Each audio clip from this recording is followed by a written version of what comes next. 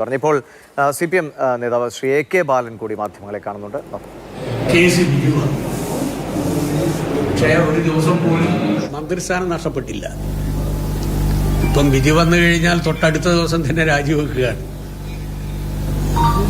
അതിലേക്ക് ഞാൻ പോയിട്ടില്ല. അതുകൊണ്ട് കേസും കോടതിയും എന്നെ സംബന്ധിച്ചിടത്തോളം പുത്തിരിയല്ല. ഇവിടെ ജമാഅത്തെ ഇസ്ലാമി ഹിന്ദ് കേരള ചാപ്റ്റർ സെക്രട്ടറി മുഹമ്മദ് ഷിഹാബ് എലിയാസ് ഷിഹാബ് പോക്കൂട്ടൂരിന് വേണ്ടി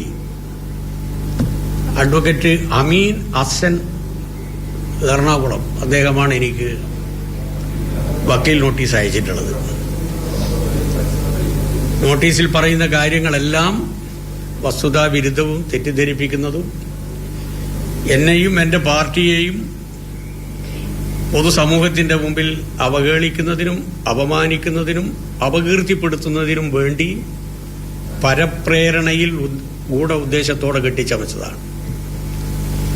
ഇതുവഴി ഒരു ന്യൂനപക്ഷ വിരുദ്ധ മനസ്സിന്റെ ഉടമയാണ് ഞാൻ എന്ന് വരുത്തുന്നതിനുള്ള ശ്രമവുമുണ്ട്. കഴിഞ്ഞ 60 വർഷത്തിലേറെക്കാലം നീണ്ടുനിന്നതാണ് എൻ്റെ പൊതുപ്രവർത്തനം. വിദ്യാർത്ഥി ട്രേഡ് യൂണിയൻ പ്രവർത്തനം വഴിയാണ് CPM നേതൃത്വത്തിലെത്തിയത്. അതിൻ്റെ ഇടയിൽ MP, MLA, മന്ത്രി എന്ന നിലയിൽ ഞാൻ നടത്തിയ പ്രവർത്തനം പൊതുജനങ്ങളിൽ ഒരു രൂപത്തിലുമുള്ള ആക്ഷേപം ഉണ്ടാക്കിയിട്ടില്ല. ആകർഷകമായ ഒരു പ്രൊഫഷണൽ ജീവിതം വേണ്ടെന്ന് വെച്ചാണ് പൊതുപ്രവർത്തനത്തിൽ ഞാൻ ഇറങ്ങിയത്. അങ്ങനെ ഇറങ്ങുന്ന സമയത്ത് സാമ്പത്തികമായ അത്തരം വളരെ മെച്ചപ്പെട്ടൊരു സ്ഥിതിയായിരുന്നില്ല എൻ്റെ കുടുംബജീവിതം.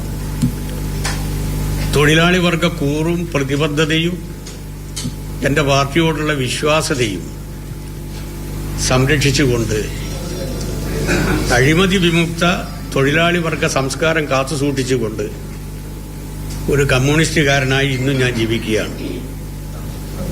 എൻ്റെ കുടുംബജീവിതവും ഇതിനേറെ സഹായിച്ചു. പൊതുജീവിതത്തിൽ ഇന്നേ വരെ മതനിരപേക്ഷതക്കെതിരായിട്ടോ മതന്യൂനപക്ഷ വിരുദ്ധ സമീപനമോ എൻ്റെ ഭാഗത്തു നിന്നുണ്ടായിട്ടില്ലെന്ന് മാത്രമല്ല, മതന്യൂനപക്ഷ സംരക്ഷണവുമായി ബന്ധപ്പെട്ടുകൊണ്ട് ഭൂരിപക്ഷ വർഗീയത ഉയർത്തുന്ന ഫാസിസ്റ്റ് വെല്ലുവിളിക്കെതിരായി ശബ്ദിക്കാൻ പറ്റുന്ന സ്ഥലങ്ങളിലെല്ലാം ശബ്ദിച്ചിട്ടുണ്ട്. ഇത് അവസാനം വരെ ഉണ്ടാവും. ഇതാണ് എൻ്റെ ചരിത്രം. എനിക്കെതിരായി നോട്ടീസ് അയച്ച ജമാഅത്തെ ഹിന്ദ് അതിൻ്റെ സെക്രട്ടറി അവരുടെ പ്രസ്ഥാനത്തിന്റെ നയമെന്താണ്, ലക്ഷ്യമെന്താണ് എന്ന് പ്രഖ്യാപിക്കണം. അത് പൊതുസമൂഹത്തിന്റെ മുമ്പിൽ പ്രഖ്യാപിക്കണം. ഈ കത്തിന്റെ അകത്ത് ഞാൻ കണ്ടില്ല.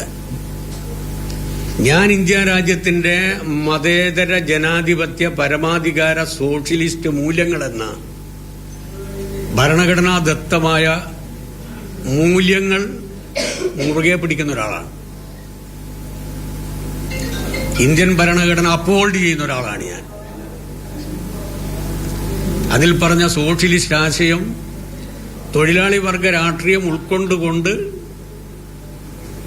യാഥാർത്ഥ്യമാക്കുന്നതിന് വേണ്ടി ശ്രമിക്കുന്ന ഒരാളാണ് ഞാൻ.